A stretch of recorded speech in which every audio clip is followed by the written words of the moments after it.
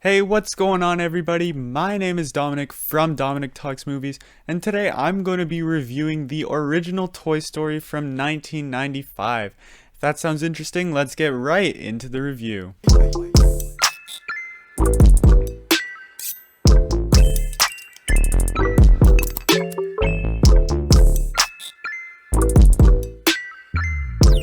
Hey everyone, my name is Dominic. I love to talk about movies. If you love talking movies as well, please subscribe down below because I post movie reviews, rankings, and reactions and that sort of stuff every single day on this channel, and you're not going to want to miss any of those videos. So make sure you hit that subscribe button and hit that notification bell to never miss one of my videos.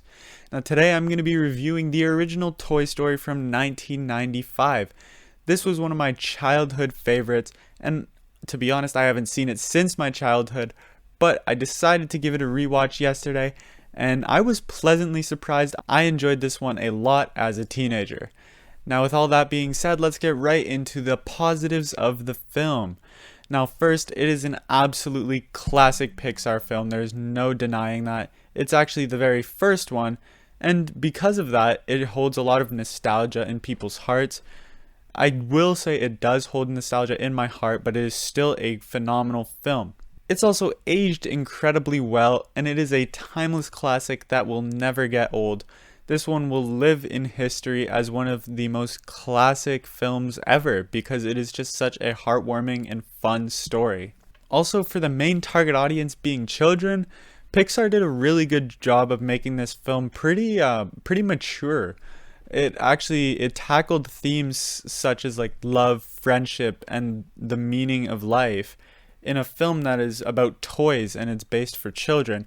And I think that's something that Pixar does really well, is they make films that are fun for kids to watch, but also if their parents or just other kids that are older go to see the film, they have a deeper meaning and like themes to grasp onto instead of just watching a children's movie like a lot of other studios do.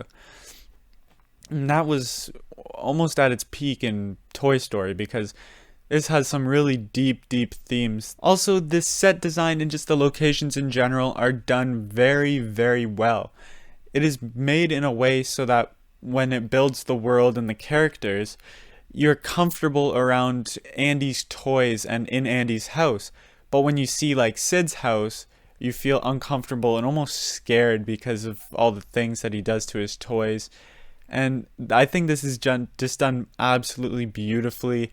It's so amazing how they craft this world and make it so that there is a clear-cut protagonist and antagonist, and it's just so great. All this is partly due to the fact of the writing and the screenplay, which was co-written by 4 people, 2 of which are Joss Whedon and Joel Cohen, which is absolutely incredible. They're both amazing writers.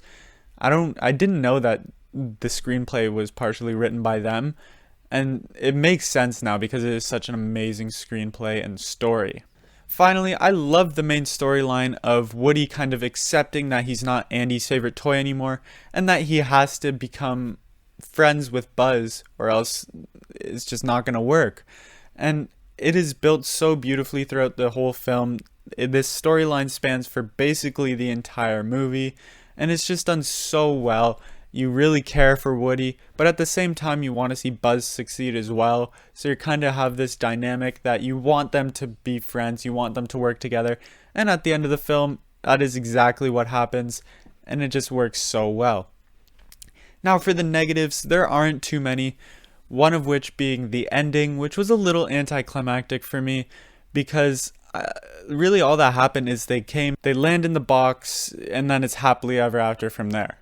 Also, the other negative that I really can't take away as a big negative is the animation wasn't great, but for the time it wasn't bad because it is a huge risk. They were going for 100% computer generated animation, and so that was like a big risk, and I think for the most part it paid off. It wasn't bad animation, but some of it hasn't aged well, but at the same time it's from 1995.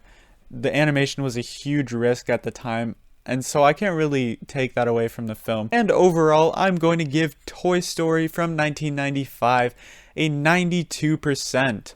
This is such a great film. I cannot wait to continue my Toy Story watch of Toy Story 2, 3, and 4. I actually haven't seen any of those, so I'm really excited.